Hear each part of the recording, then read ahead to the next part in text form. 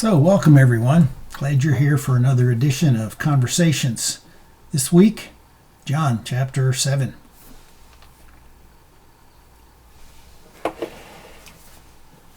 As we begin John chapter 7 this week, it becomes fairly clear that among other things, Jesus might be considered something we might call today a whistleblower.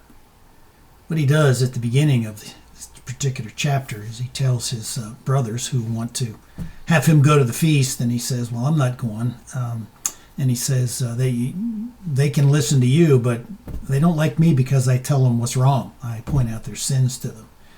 And that's really the essence of what's going on here, because there's a lot of murmurings about who Jesus is and so forth, and among other things, they don't like that. This week, what I'd like to do is just ask a lot of questions, because there are a number of things that are going on here that I think would rate some discussion points, and based on the questions that I have, based on what I see happening here. First of all, we might want to ask the question, were the murmurings that were going on strictly a result of Jesus pointing out their sins? Very possible, not necessarily that, but it seems that's a very possible thing that was going on here.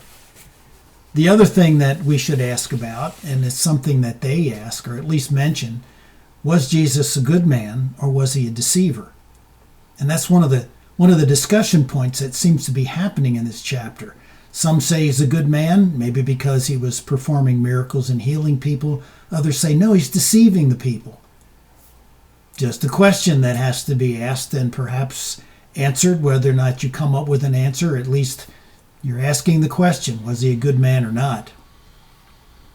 Well, we also could ask a question, what was it that appealed? What was it about his words that seemed to appeal to a number of people? Especially these servants who are sent to arrest him. When they go back and tell the officials why they didn't bring him in, all they could say was, well, nobody spoke the way this guy did.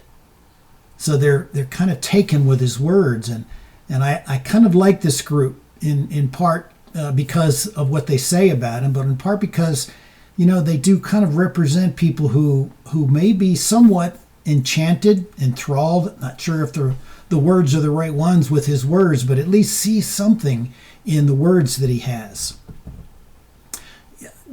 You want to ask also, why were the Pharisees so concerned when people began to think that he really might be the Messiah?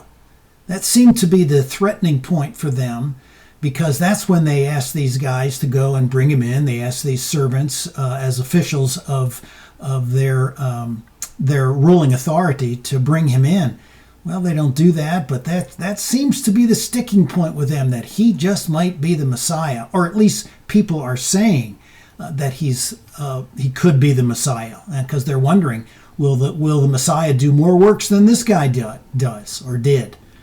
So it's quite a question that I think needs to be answered here, at least needs to be discussed.